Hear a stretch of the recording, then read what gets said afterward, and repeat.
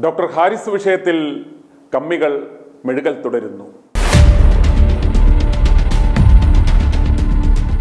Thiruvananthapuram medical കോളേജിലെ urology വിഭാഗത്തിൽ ഉണ്ടായിരുന്ന പോരായ്മകളെ ചൂണ്ടിക്കാണിച്ച വകുപ്പ് മേധാവി ഡോക്ടർ ഹാരിസിനെ വ്യക്തിഹത്യ ചെയ്യുവാനും കള്ളനാക്കുവാനും ഒറ്റപ്പെടുത്തുവാനും മെഡിക്കൽ കോളേജ് പ്രിൻസിപ്പലും അന്തംകമ്മി സംഘടനകളും ആരോഗ്യവകുപ്പും നടത്തിയ സകല പൊറാട്ട് നാടകങ്ങളും പൊളിഞ്ഞ് പാളീസായിരിക്കുകയാണ്. മെഡിക്കൽ കോളേജും ആരോഗ്യവകുപ്പും നിയന്ത്രിക്കുന്നത് കർട്ടന് മറിഞ്ഞിരിക്കുന്ന മറ്റേതോ ഒരു തീവട്ടിയാണെന്ന് ഞങ്ങൾ പറഞ്ഞത് ശരിവെക്കുന്ന തരത്തിലാണ് കാര്യങ്ങൾ ഇപ്പോൾ പോകുന്നത്. പണ്ട് AKG ഭരണം നടത്തിയിരുന്ന ആ ആളാണ് ആരോഗ്യവകുപ്പ് ഭരിക്കുന്നത്. വകുപ്പ് മന്ത്രി ഒരു ഷോപീസ് മാത്രം. ആ അദൃശ്യ മനുഷ്യനാണ് സകല കാര്യങ്ങൾ നിയന്ത്രിക്കുന്നതും പദ്ധതികൾ തീരുമാനിക്കുന്നതും പാസ്സാക്കുന്നതും പത്രക്കുറിപ്പുകൾ ഇറക്കുന്നതും ഡീലുകൾ നിയന്ത്രിക്കുന്നതും എല്ലാം. മാധ്യമങ്ങളുടെ മുന്നിൽ വരാനും പരിപാടികളിൽ പങ്കെടുക്കുവാനും വേണ്ടി മാത്രമുള്ള ഒരു ഡമ്മിയാണ് ആരോഗ്യവകുപ്പ് മന്ത്രി. പിന്നെ കിട്ടുന്നതെല്ലാം ബോണസ് ആയതുകൊണ്ട് അവർക്ക് പരിഭവവുമില്ല. പാവകളിക്ക് നിന്നുകൊടുക്കുന്നു എന്ന് മാത്രം. ആണുങ്ങൾ ചരട് വലിക്കുന്നു. ഡോക്ടർ ഹാരിസ് ഇന്ന് മാധ്യമങ്ങളെ കണ്ടത് കാണുക. സംഭവങ്ങളൊന്നും ശ്രദ്ധിച്ചിരുന്നില്ല. എനിക്ക് കുറച്ച് ശാരീരിക ബുദ്ധിമുട്ടായിട്ട് ഞാൻ ഹോസ്പിറ്റലിൽ അഡ്മിറ്റ് ആയിരുന്നു. അവിടെ ഞാൻ മാധ്യമങ്ങളെ ഒന്നും ഫോളോ ചെയ്തിരുന്നില്ല, TV ഉപയോഗിച്ചിരുന്നില്ല, മൊബൈൽ ഉപയോഗിച്ചിരുന്നില്ല. സ്വസ്ഥമായിട്ട് റെസ്റ്റ് എടുക്കുകയായിരുന്നു.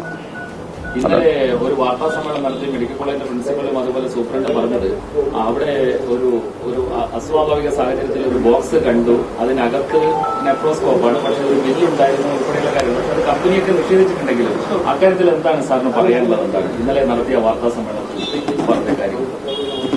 അതിനകത്തൊന്നും എനിക്കിനി കൂടുതലൊന്നും പറയാനില്ല. അത് നമ്മുടെ സംഘടന അത് ഏറ്റെടുത്തിരിക്കുകയാണ്. സംഘടന പ്രിൻസിപ്പലിനെ കണ്ടു, അത് അദ്ദേഹം വിശദീകരണം കൊടുത്തോളും. അത് നമുക്ക് ആവശ്യമുണ്ടായിരുന്നത് അവർ മോഷലോസ്കോപ്പ് ഇല്ല എന്നുള്ള സംഭവമാണ്. അവരത് ചെക്ക് ചെയ്ത് മോഷലോസ്കോപ്പ് കണ്ടുപിടിക്കുകയും ചെയ്തു. അത് കൂടുതൽ ഇനിയിപ്പോൾ അതിനകത്ത് എനിക്കൊന്നും പ്രതികരിക്കാനില്ല. അങ്ങനെ ഒരു മോഷലോസ്കോപ്പ് അവിടെ ഉണ്ടായിട്ടും ചില അർദ്ധസത്യങ്ങൾ പറഞ്ഞു നിർത്തിയത് അത് ശരിയായി എന്ന് തോന്നുന്നുണ്ടോ സാറിന്? ഇപ്പോൾ അവിടെ ഒരു അസ്വാഭാവിക സാഹചര്യത്തിൽ ബോക്സ് ഉണ്ട്, അതിലൊരു ബില്ലുണ്ട് എന്നൊക്കെ പറയും. ബില്ലൊക്കെ കണ്ടാൽ തിരിച്ചറിയാത്തവരാണ് സാറിന്റെ ഈ അവർക്ക് ഇതൊന്നും അറിയില്ലല്ലോ. അവർ വേറെ മെഡിക്കൽ സ്പെഷ്യാലിറ്റിയിലുള്ള ആൾക്കാരാണ്. അദ്ദേഹം മെഡിക്കൽ വിദഗ്ധനാണ്, എൻഡോക്രൈനോളജിസ്റ്റാണ്. അദ്ദേഹത്തിന് മോഷലോസ്കോപ്പോ നെഫ്രോസ്കോപ്പോ ഒക്കെ തിരിച്ചറിയാൻ ബുദ്ധിമുട്ടുണ്ടാവും. അത് അദ്ദേഹത്തിനെ കുറ്റം പറയുന്നില്ല. അത് അങ്ങനെയാണ്. അത് എന്റെ പ്രസൻസിലായിരുന്നെങ്കിൽ എനിക്കത് വിശദീകരിച്ച് കൊടുക്കാമായിരുന്നു. പക്ഷെ ഒരു ബില്ല് അതുപോലെ ഒരു ഡെലിവറി ചലാൻ, ഇത് തമ്മിലുള്ള വ്യത്യാസമൊക്കെ തിരിച്ചറിയാൻ അതിന് വലിയ വൈദഗ്ധ്യത്തിന്റെ ആവശ്യമില്ലല്ലോ. സത്യം പറഞ്ഞാൽ ഈ ബില്ലും ഡെലിവറി ചെല്ലാനൊന്നും എനിക്കും അറിഞ്ഞൂടാ. ഇത് നമ്മൾ ഡോക്ടർമാർക്ക് ഇതിനെപ്പറ്റി ഒന്നും അറിയത്തില്ല. എന്തൊക്കെയോ പേപ്പറുകൾ കൊണ്ടുവരുന്നു, നമ്മൾ സൂക്ഷിച്ചു വയ്ക്കുന്നു എന്നുള്ളതല്ലാതെ ഇതെന്താണ് ഡെലിവറി ചെല്ലാൻ ഏതാണ്, ബില്ല് ഏതാണ്, അതിന്റെ സപ്ലൈ ഓർഡർ ഏതാണെന്നൊക്കെ നമ്മൾ ഇപ്പൊ ഇതിനകത്ത് ഈ പൊസിഷനിൽ എത്തിയിട്ട് ഇപ്പൊ എനിക്ക് തന്നെ 1 വർഷമേ ആയിട്ടുള്ളൂ. എനിക്ക് തന്നെ ഇത് കണ്ടാൽ തിരിച്ചറിയാനൊന്നും പറ്റത്തില്ല. അത് നമ്മുടെ ബയോമെഡിക്കലുകാർ ഇങ്ങനെ അവർ പറയും ഇങ്ങനെ ഇതൊക്കെയാണെന്ന് പറയും, നമ്മളത് വിശ്വസിച്ച് വയ്ക്കുക, അത്രേ ഉള്ളൂ. നമുക്കതിനകത്ത് കൂടുതൽ വൈദഗ്ധ്യം ഇല്ല. അതിനെക്കൊണ്ട് അത് ഞാൻ അദ്ദേഹത്തിനെ കുറ്റം പറയുന്നുമില്ല. പക്ഷേ ടെക്നിക്കൽ സംഘത്തോടൊപ്പമാണല്ലോ അദ്ദേഹത്തിന് 2ാമത്തെ ദിവസം താങ്കളുടെ മുറിയിലേക്ക് കയറി പരിശോധിച്ചത്. അപ്പൊ അവർക്കറിയാലോ ഇതില് എന്താണ്, ഇത് ബില്ലാണോ ചലാനാണോ എന്നൊക്കെ അവർക്കും അറിയാലോ. നോക്കിയാൽ അതറിയില്ല. അത് ഞാൻ ഇനിയിപ്പോൾ പോട്ടെ, ഞാൻ ഡിപ്പാർട്ട്മെന്റിൽ പോയിട്ട് എന്താണ് സംഭവിച്ചതെന്ന് അറിയത്. പലരും പല രീതിയിലാണ് വാർത്തകൾ പറയുന്നത്. മാധ്യമങ്ങൾ ഒരു രീതിയിൽ പറയുന്നു, പിന്നെ അല്ലാത്ത സംഘടന വേറെ രീതിയിൽ പറയുന്നു. അപ്പോൾ എനിക്ക് അതിനെപ്പറ്റി വിശദമായിട്ട് അറിയില്ല, സത്യത്തിൽ അറിയില്ല എന്താണ് സംഭവിച്ചതെന്ന് അറിയില്ല. മുറിയിലേക്ക് അസ്വാഭാവികമായിട്ട് ഒരാൾ കയറുന്നതായിട്ടുള്ള ഒരു CCTV ഉണ്ട് എന്നുകൂടി ഇന്നലെ പ്രിൻസിപ്പൽ പറഞ്ഞിരുന്നു.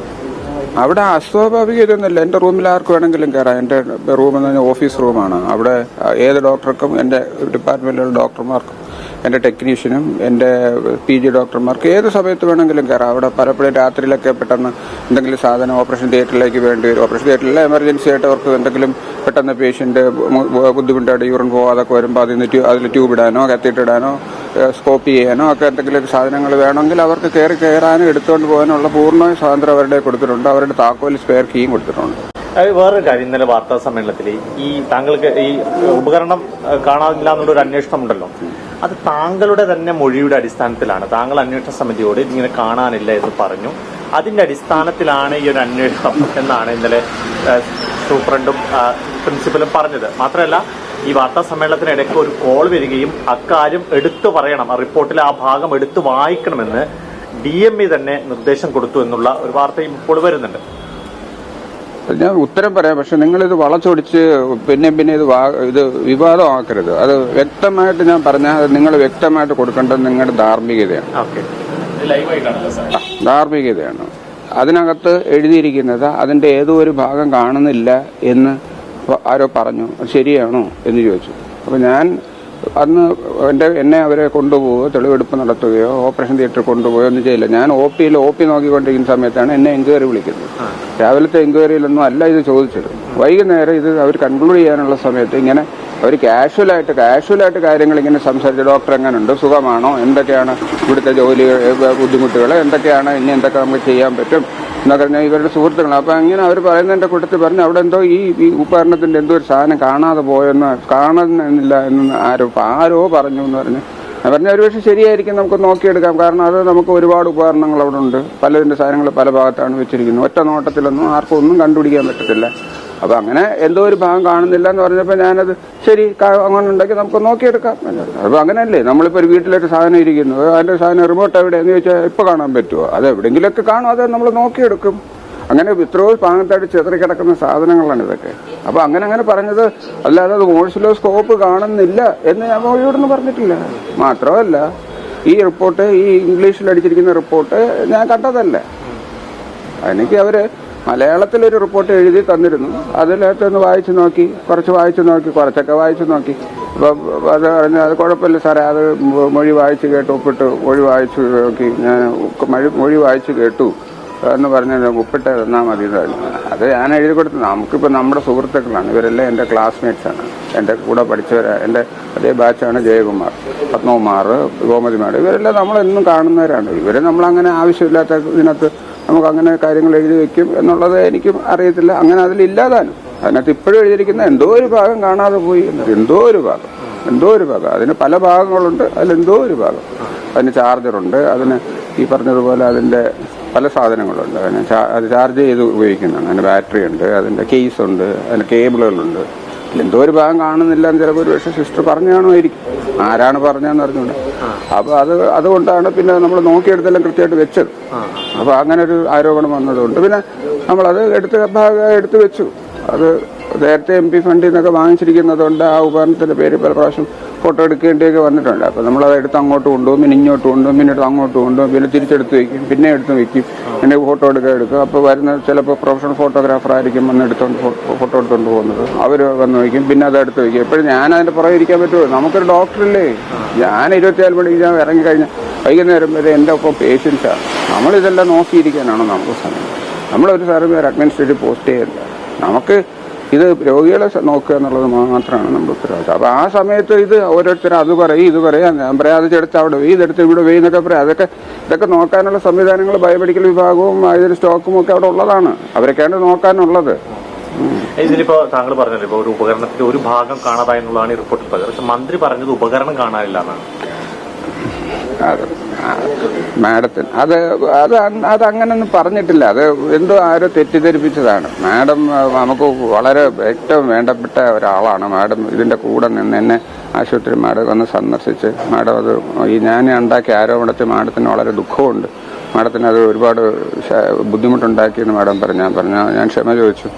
നമുക്കത് ഞാനത് അങ്ങനെ മാഡത്തിനെ ഉദ്ദേശിച്ചിട്ടല്ല അത് ചെയ്തത്. നമ്മുടെ സിസ്റ്റത്തിന്റെ മാഡം പറഞ്ഞ പോലെ തന്നെയാണ് നമ്മുടെ ഈ ബ്യൂറോക്രാറ്റിക് സിസ്റ്റത്തിനുണ്ടായ മെല്ലെപ്പോക്കും ഇങ്ങനെയുള്ള ചെറിയ പ്രശ്നങ്ങൾ, ആ പ്രശ്നങ്ങളാണ് ഞാൻ സൂചിപ്പിക്കാൻ ഉദ്ദേശിച്ചത്. അതിന്റെ ആംഗിൾ മാറി വേറെ രീതിയിലൊക്കെ പോയിന്നേ ഉള്ളൂ. എന്നാലും മാഡം വളരെ സപ്പോർട്ടാണ്. മാഡം മാത്രമല്ല, സർക്കാർ മുഴുവൻ എൻ്റെ ഒപ്പമുണ്ട്. അവർ ഇപ്പം തന്നെ ഈ കഴിഞ്ഞ 1-2 ആഴ്ചക്കകത്ത് തന്നെ ഞാൻ ചോദിച്ച പല ഉപകരണങ്ങൾ, ഈ വിവാദമായിട്ടുള്ള ലിത്തോക്ലാസ്റ്റ് പ്രോബ് തന്നെ അത് 12 എണ്ണം അത് സാങ്ഷനാക്കി, നെഫ്രോസ്കോപ്പ് വാങ്ങിച്ചു തന്നു. ESWL ഉടനെ തന്നെ വരും എന്ന് ഉറപ്പ് തന്നിട്ടുണ്ട്. അത് മാസങ്ങൾക്കകത്ത് ഉറപ്പ് തരുന്നുണ്ട്. പിന്നെ യൂറോഡൈനാമിക്സ് മിഷൻ പല സാധനങ്ങൾ നമ്മൾ ചോദിച്ചിരുന്ന സാധനങ്ങൾ നമുക്ക് പെട്ടെന്ന് വാങ്ങിച്ചിട്ട്, ഒരുപക്ഷെ ഇതൊന്നും ഞാൻ ആദ്യം റിക്വസ്റ്റ് ചെയ്തിരുന്നൊന്നും സർക്കാർ തലം വരെ എത്തിയിരുന്നില്ല. അതാവണം കാരണം. അതിന്റെ ഇടയ്ക്കുള്ള ഏതൊക്കെയോ നമുക്കറിയാമല്ലോ, ഏതൊക്കെയോ ഓഫീസുകളിൽ ഇതിങ്ങനെ കെട്ടിക്കിടന്നതാവാം പ്രശ്നം. ഇതിന് ഞാൻ ഗവൺമെന്റിന് നമുക്ക് ഒരിക്കലും കുറ്റം പറയാൻ എനിക്ക് ഇതിനകത്ത് താല്പര്യമില്ല. DMA റിപ്പോർട്ട് നൽകി ഉപകരണം കണ്ടെത്തിയെന്ന് സർക്കാരിനെ അറിയിച്ചുകൊണ്ടും പിന്നെ അന്വേഷണം ആവശ്യമില്ല എന്ന് പറഞ്ഞുകൊണ്ടും എന്താണ് അതിനെക്കുറിച്ച് പറയാനുള്ളത്? അവർക്ക് എന്നെ വിശ്വാസം ഉണ്ടെങ്കിൽ എന്നെ സംരക്ഷിക്കട്ടെ. എന്നെ വിശ്വാസം ഇല്ല, എന്നെ പറ്റിയുള്ള ആരോപണം ഉണ്ടെങ്കിൽ എന്നെ അന്വേഷിക്കട്ടെ. ഞാനൊരു തുറന്ന പുസ്തകമാണ്. എനിക്ക് അതിനകത്ത് ഭയമില്ല. ഇപ്പൊ തിങ്കളാഴ്ച റിപ്പോർട്ട് കൊടുക്കുകയാണ്. അപ്പൊ അതിൽ അനുകൂലമായിരിക്കുമെന്ന് തനിക്ക് തോന്നുന്നുണ്ടോ? അനുകൂലം ആയിരിക്കും. അതിനകത്ത് ചോദിച്ചിരിക്കുന്ന കാര്യങ്ങളെല്ലാം അതിനകത്ത് രണ്ട് കാര്യങ്ങളെ ചോദിച്ചിട്ടുള്ളൂ. അത് ഉപകരണം എന്തുകൊണ്ടാണ് ഉണ്ടായിട്ടും ചെയ്യാത്തതെന്ന് പറഞ്ഞാൽ അത് ഉപകരണം എന്റേതല്ല. ഞാൻ നേരത്തെ നിങ്ങളുമായിട്ട് പങ്കുവെച്ചതാണ്. അത് ഡോക്ടർ സാജുവിന്റെ മൊഴിയുമുണ്ട് അതിനകത്ത്. അതൊന്നും നമുക്കതൊന്നുമില്ല. അപ്പൊ അത് അവിടെ അത് ഉപകരണം ആ സാധനം അദ്ദേഹത്തിൻ്റെതാണ് എന്നൊരു അതിന്റെ ആ വിശദീകരണം എനിക്ക് എഴുതി കൊടുത്താൽ അത് തീർന്നു. പിന്നെ ചട്ടലംഘനമുണ്ട്. അത് ഞാനൊരു അത് വളരെ സമ്മർദ്ദമായതിന്റെ പേരിൽ പെട്ടെന്ന് ചെയ്തു പോയൊരു ഇതായിപ്പോയി. അത് എനിക്ക് ഞാൻ അപ്പോളജി ചോദിച്ചുകൊണ്ട് ഒരു ലെറ്റർ അത്രയേ ഉള്ളൂ. അതിനത്രേ കൊടുക്കാനുള്ളൂ. സാർ ഉന്നയിച്ചത് വളരെ പ്രധാനപ്പെട്ട ജനങ്ങളുടെ ഒരു പ്രശ്നമാണ്. പക്ഷെ അത് പിന്നീട് സാറിന്റെ ഒരു ക്രെഡിബിലിറ്റി തകർക്കുന്ന രീതിയിലേക്ക് ഉപകരണം കാണാനില്ല എന്ന വിഷയത്തിലേക്ക് ചുരുക്കി കൊണ്ടുവന്നത് ആരാണ്? ഇല്ല, അങ്ങനെ ക്രെഡിബിലിറ്റി ഒന്നും പോയിട്ടൊന്നുമില്ല. അതിനകത്ത് പിന്നെ ചില തെറ്റിദ്ധാരണ അങ്ങനെ അങ്ങോട്ടും ഇങ്ങോട്ടും തെറ്റിദ്ധാരണകൾ വരാമല്ലോ. നമ്മളിപ്പോൾ ആർഗ്യുമെന്റ് അല്ലേ, അങ്ങോട്ടും ഇങ്ങോട്ടും ആർഗ്യുമെന്റ് വരും. പക്ഷെ അവസാനം കാര്യങ്ങളെല്ലാം പരിഹരിച്ച് തന്നു. പരിഹരിച്ചാൽ മതി. എനിക്ക് എന്റെ ക്രെഡിബിലിറ്റി പോയാലും ഞാനിപ്പം ഇല്ലാതായപ്പോലും എനിക്ക് വിഷയമുള്ള കാര്യമില്ല. കാരണം നമ്മൾ അങ്ങനല്ല. നമ്മൾ കുറച്ച് കാര്യങ്ങൾ നമ്മൾ ഉദ്ദേശിച്ചിരുന്നു, അത് നമ്മൾ പറഞ്ഞു, അതെല്ലാം ചെയ്തും തന്നു. അതോടുകൂടി പരിഹരിച്ചു. ആ പ്രശ്നങ്ങൾ പരിഹരിച്ചു.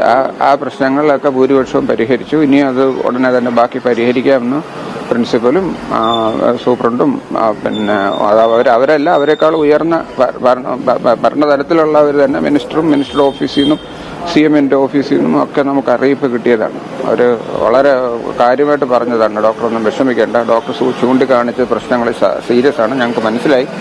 അത് പിന്നെ എവിടെയാണ് അതിന്റെ അനാസ്ഥ വന്നതെന്ന് ഞങ്ങൾ പരിശോധിക്കും. നമ്മളത് കാര്യമായിട്ട് പരിശോധിച്ചത് പൂർണ്ണമായിട്ടും നന്നാക്കിയെടുക്കാം എന്നുള്ള ഉറപ്പിലാണ്. സാറ് കൃത്യമായി പറഞ്ഞു അങ്ങനെ സഹകരിച്ചു പോകുന്ന ഒരാൾ. പക്ഷേ ഈ മുറി പരിശോധിക്കുമ്പോൾ KGM-CT ഒക്കെ പറഞ്ഞത് അത് മര്യാദകേടായി പോയി എന്നാണ്.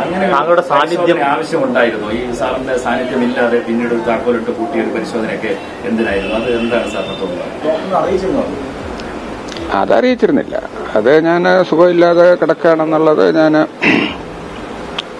പ്രിൻസിപ്പലിനെ അറിയിച്ചിട്ടും പ്രിൻസിപ്പൽ അങ്ങനെ എന്നെ അറിയിച്ചില്ല എന്ന് വെച്ചാൽ ഞാനന്ന് ഫോൺ എടുത്തിരുന്നില്ല. അതാണ് ഫോൺ ഓഫ് ചെയ്ത് വെക്കാൻ അവിടുത്തെ ഞാൻ സൈക്യാട്രിയിലാണ് അഡ്മിറ്റ് ആയത്. അപ്പോൾ സൈക്യാട്രി ഡോക്ടർ തന്നെ പറഞ്ഞു, ഇതൊന്നുമായിട്ടും ഒന്നും ആലോചിക്കണ്ട, നമ്മൾ സമാധാനമായിട്ട് കിടക്ക്, ഫോണ് ഇതെല്ലാം ഓഫ് വിസിറ്റേഴ്സ് കണ്ട.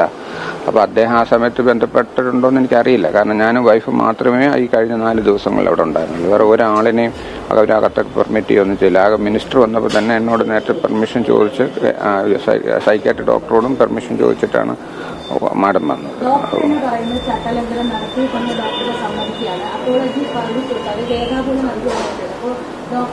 ഒരു സിസ്റ്റത്തെ പറ്റി പറഞ്ഞതിന് ശേഷം തന്റെ ഭാഗത്ത് നിന്ന് ചട്ടലംഘനം നടത്തിയിട്ടുണ്ട് സമ്മതിക്കുകയാണ്. തെറ്റ് ചെയ്തത് എനിക്ക് തെറ്റ് ചെയ്തെന്ന് സമ്മതിക്കാൻ ഒരു മടിയില്ല. തെറ്റ് ചെയ്തെങ്കിൽ തെറ്റെന്നും ശരി ചെയ്തെങ്കിൽ ശരിയെന്നും തന്നെ പറയും. ചട്ടലംഘനമുണ്ട്. ചട്ടലംഘനമാണ്.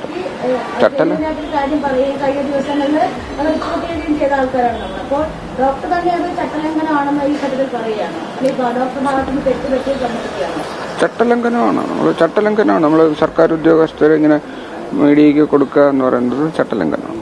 സാർ, ഇതിൽ ഇനി തുടർന്ന് അന്വേഷണം ആവശ്യമുണ്ടെന്ന് തോന്നുന്നുണ്ട്, അല്ലെങ്കിൽ ഇത് എത്രയും പെട്ടെന്ന് അവസാനിപ്പിക്കണം, എന്താണ് സാറിന് തോന്നുന്നത്? ഇപ്പോൾ ഇത്രയും ദിവസം അത് തന്നെയാണ് ഞാൻ അത് മാത്രമല്ല എന്റെ അപേക്ഷ. കാരണം ഈ കഴിഞ്ഞ ഒരാഴ്ച ഞാൻ ഇതുവരെ ഇത്രയും ദിവസം ലീവ് എടുത്തില്ലേ. എനിക്ക് ഒരു 2 വർഷങ്ങൾ എൻ്റെ അച്ഛൻ മരിച്ചപ്പോൾ മാത്രമാണ് ഞാൻ ഇങ്ങനെ ലീവ് എടുത്തിട്ടുള്ളത്. അല്ലാതെ ഒരു പ്രാവശ്യം പോലും ഞാൻ തുടർച്ചയായിട്ട് ലീവ് എടുത്തിട്ടില്ല. അങ്ങനത്തെ ഒരാളാണ് ഞാൻ. ഇപ്പം ലീവ് എടുത്ത് ഇപ്പം ഇന്നും നാളെയും കൂടെ എനിക്ക് പോകണ്ട, അവധിയാണ്. പക്ഷെ എന്നാലും ഇന്നൊന്ന് പോകുമെന്ന് പറഞ്ഞാൽ ഒന്ന് പോയി ഹോസ്പിറ്റലിൽ പോകണം. അപ്പം അങ്ങനെ പോകുന്നത് കൊണ്ടാണ്. അപ്പം അങ്ങനെ ഇനി നമ്മൾ ഈ വിവാദങ്ങൾ നീട്ടി വലിച്ച് ഇത് കൂടുതൽ എന്നെ സമ്മർദ്ദത്തിലാക്കി. പിന്നെ എന്നെ മാത്രമല്ല സംവിധാനത്തിനെ മുഴുവൻ സമ്മർദ്ദത്തിലാക്കും. കൂടെ വർക്ക് ചെയ്യുന്നവർക്ക് സമ്മർദ്ദം, പിന്നെ സർക്കാരിന് സമ്മർദ്ദം, പിന്നെ എല്ലാവർക്കും അമിതമായ സമ്മർദ്ദമാണ്. അത് പിന്നെ ജനങ്ങൾക്കും ഭയമായിരിക്കും ഡിപ്പാർട്ട്മെന്റിലേക്ക് വരാൻ. അവിടെ എന്താണ് നടക്കുന്നത്, അവിടെ എന്തൊക്കെയോ പ്രശ്നങ്ങളുണ്ട്, അങ്ങോട്ട് പോകണ്ട എന്നൊക്കെയുള്ള രീതിയിലുള്ള പ്രശ്നങ്ങൾ അവർക്കും തോന്നും. അപ്പോൾ ഇത് കഴിയുന്നതും വേഗത്തിൽ ഈ പ്രശ്നങ്ങൾ നമ്മൾ സെറ്റിൽ ചെയ്ത് ഇത് വലിച്ചു നീട്ടാതെ എങ്ങനെങ്കിലും പോകുന്നതാണ് നല്ലത്. സാർ, ഈ ചികിത്സയിലിരിക്കെ ആരോഗ്യമന്ത്രി സാറിനെ വന്ന് സന്ദർശിച്ചു, എന്താണ് അവർ പറഞ്ഞത്? മാഡം വളരെ നമ്മൾ സമാധാനിപ്പിക്കുമായിരുന്നു. മാഡം മാത്രമല്ല DME ആശുപത്രിയിൽ വന്നു. മാഡവും DMEയും വന്നു, കണ്ടു. അവർ വളരെ നമ്മൾ സമാധാനിപ്പിച്ചു. മാഡം കുറേ സമയം ഇരുന്നു. ഞാനും ആയിട്ട് സംസാരിച്ചു, എൻ്റെ വൈഫുമായിട്ട് സംസാരിച്ചു, വളരെ കുടുംബകാര്യങ്ങളെല്ലാം ചോദിച്ചു. നല്ല സന്തോഷമായിട്ടാണ് പിരിഞ്ഞത്. ഈ സമാധാനിപ്പിച്ചു എന്ന് പറയുന്നത് താങ്കളുടെ ഭാഗത്ത് വീഴ്ചയില്ല എന്നാണോ മന്ത്രി പറയുന്നത്, അല്ലെങ്കിൽ അവർക്ക് തെറ്റുപറ്റിയത് എന്താണ് സമാധാനിപ്പിക്കൽ? അല്ല, അങ്ങനെ ആ തലത്തിലൊന്നും നമുക്ക് ഞാൻ ചിന്തിച്ചിട്ടില്ല. നമ്മുടെ മുമ്പിൽ ഒരാൾ വന്ന് നമ്മളെ സമാധാനിപ്പിക്കുന്നു, നമ്മൾ സമാധാനമായിട്ട് കഴിയുന്നു. അങ്ങനെ നമ്മൾ അല്ല, അവിടെ വെച്ച് ഇങ്ങനെയുള്ള ഒരു കാര്യം ചർച്ച ചെയ്തില്ല. അവിടെ വെച്ച് നമ്മുടെ അസുഖവിവരങ്ങൾ ചോദിച്ചു, വീട്ടുകാര്യങ്ങൾ ചോദിച്ചു, അങ്ങനെ ഉള്ള വളരെ സന്തോഷകരമായിട്ടുള്ള കാര്യങ്ങൾ മാത്രമേ ചോദിച്ചു. ഇനി സാർ ഇതിൽ തുടർ നടപടികളിലേക്ക് കടക്കില്ല എന്നൊരു പ്രതീക്ഷയിലാണ് ജോലിയിലേക്ക് തിരികെ പ്രവേശിക്കുന്നത്. എന്റെ സൈഡിൽ നിന്ന് ഞാനൊന്നുമില്ല. ഞാൻ ഇനിയും ഇത് മാധ്യമങ്ങൾക്കും ഒരു വാർത്തയും പങ്കുവയ്ക്കണം. ഞാനിപ്പോൾ ഇന്ന് കോൺട്രവേഴ്ഷ്യലായിട്ടൊന്നും പറയുന്നില്ല. ഞാൻ മാധ്യമങ്ങളെ കാണരുതെന്നാണ് പിന്നെ എനിക്ക് KGM സീറ്റ് ഞങ്ങളുടെ സംഘടനയുടെ നിർദ്ദേശം. അപ്പം അത് പിന്നെ ഇത്രയും നിങ്ങളോട് പറഞ്ഞിട്ട് പോകാമെന്ന് വിചാരിച്ചു. പിന്നെ നമ്മൾ ഇനിയും നിങ്ങൾക്ക് ഇതിനകത്തുള്ള കാര്യങ്ങൾ KGM സീറ്റ് ഞങ്ങളുടെ സംഘടനയായിട്ട് നിങ്ങൾ ചർച്ച ചെയ്തോളൂ, ബാക്കി കാര്യങ്ങളൊക്കെ. ഞാൻ ഇനി ഇതിനകത്ത് ഇനിയും പ്രതികരണത്തിൻ്റെ ഇല്ല. ഈ നെഫ്രോസ്കോപ്പ് കേടായത് തകരാർ പരിഹരിക്കാൻ അയച്ചതായിരുന്നു അല്ലേ കഴിഞ്ഞ ദിവസം? അതായത് ഈ സംശയം അതിന് സംശയമൊന്നുമില്ല. അത് നമ്മൾ നെഫ്രോസ്കോപ്പ് കേടാവും, നമ്മളത് പിന്നെ നമ്മൾ അയച്ച് അതെങ്ങനെയെങ്കിലും റിപ്പയർ ചെയ്യാൻ പറ്റുമെന്ന് നോക്കും. എന്തെങ്കിലും സംവിധാനങ്ങളൊക്കെ ഉപയോഗിച്ച് നമ്മൾ ചെയ്യണ്ടേ. അത് നമ്മൾ കിട്ടുന്ന എന്തെങ്കിലുമൊക്കെ സോഴ്സ് വഴി നമുക്കിത് അത് കറക്റ്റ് ചെയ്യാൻ പറ്റുമെങ്കിൽ കറക്റ്റ് ചെയ്യാം. അല്ലെങ്കിൽ ഇത് കളയാനുള്ള സാധനങ്ങളാണ്. അപ്പോൾ കളയാനുള്ള സാധനങ്ങൾ അത് നമുക്ക് എന്തെങ്കിലും രീതിയിൽ അത് ഉപയോഗിക്കാൻ പറ്റുമെന്നെങ്കിൽ നമുക്ക് എടുക്കാം. അപ്പോൾ ചിലരൊക്കെ നമ്മളിങ്ങനെ ഇൻ്റർനെറ്റൊക്കെ നോക്കുമ്പോൾ കാണാം ഇതിനകത്ത് സർവീസിങ് എന്നൊക്കെ പറഞ്ഞു. അപ്പോൾ അവർക്ക് അയച്ചു, അപ്പോൾ അവരോട് വിളിക്കും അത് ചെയ്യാൻ പറ്റുമോ. അപ്പോൾ അവർ പറഞ്ഞ് അയച്ചു തരും, നമ്മൾ നോക്കിയിട്ട് പറയാം. നമ്മൾ അയച്ചു കൊടുക്കും. ഇങ്ങനെ പല സാധനങ്ങൾ നമ്മൾ ഇടയ്ക്കിടയ്ക്ക് അയച്ചു കൊടുക്കാറുണ്ട്. ചിലതൊക്കെ അപൂർവമായിട്ട് അവർ റിപ്പയർ ചെയ്ത് തരും. പിന്നെ ചിലതൊക്കെ ഈ മെഡിക്കൽ എക്യുപ്മെൻറ്റ്സ് ഇങ്ങനെയൊക്കെയുള്ള എൻഡോസ്കോപ്പുകളൊക്കെ റിപ്പയർ ചെയ്ത് കിട്ടാൻ പാടാണ്. അതിന് ഒരുപാട് ചിലവും ആവും. അപ്പോൾ അതൊക്കെ അത് നോക്കിയിട്ട് അവർ തിരിച്ചയച്ചു തരും. അത് പറ്റില്ല ഡോക്ടറെ എന്ന് പറഞ്ഞിട്ട് തിരിച്ചയച്ചു. അവിടെ അങ്ങനെ ഒരുപാട് പോയി ഇങ്ങനെ കൊണ്ടുവരുന്ന സാധനങ്ങളെല്ലാം അത് നമ്മളവിടെ റൂമിൽ വെച്ചേക്കാൻ പറയാം. അവിടെ വേറെ നമുക്ക് സുരക്ഷിതമായിട്ട് വെക്കാൻ വേറെ സ്ഥലമില്ല. എൻ്റെ റൂം തന്നെയാണ് എല്ലാത്തിൻ്റെയും സ്റ്റോക്കും എല്ലാം, സാധനങ്ങളും ഓഫീസും എല്ലാം. ഒരു കൊച്ചു റൂമുണ്ട്. ആ റൂമിനകത്താണ് നമ്മളെല്ലാ സാധനങ്ങളും കൊണ്ട് വെക്കുന്നതും പിന്നെ ആവശ്യാനുസരണം ഓപ്പറേഷൻ തിയേറ്ററിലേക്ക് അവർ എടുത്തുകൊണ്ട് പോകുന്നതും ഒക്കെ അവിടെ നിന്നാണ്. അതങ്ങനെ വലിയ സെക്യൂരിറ്റി ഉള്ള റൂമൊന്നും അല്ല. നമുക്കത് പിന്നെ നമ്മൾ കോൺഫിഡൻഷ്യൽ എന്ന് പറഞ്ഞാൽ നമ്മൾ ആവശ്യമുള്ള കുറച്ച് ഡിപ്പാർട്ട്മെന്റ് രേഖകളൊക്കെ അത് വെച്ചിട്ടുണ്ട്. അതെന്തായാലും നമ്മൾ താക്കോല് കൊടുത്തിരിക്കുന്ന ആരും അതിനകത്തൊന്നും അത് ടാമ്പർ ചെയ്യത്തില്ല. അപ്പം അതുകൊണ്ടാണ് അവരുടെ മാത്രം കൊടുത്തിരിക്കുന്നത്.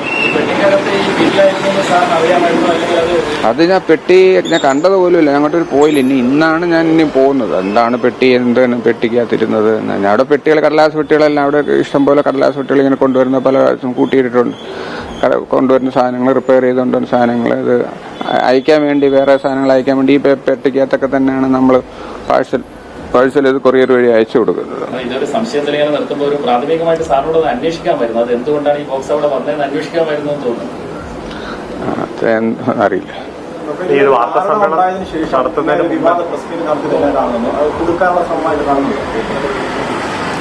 അതൊന്നും ഞാൻ ഇനി അതിനെപ്പറ്റി ഒരു അഭിപ്രായത്തിനില്ല. ഇനി നമുക്ക് KGM CTA സെക്രട്ടറി ആയിട്ട് നിങ്ങളത് ചോദിച്ചോളൂ.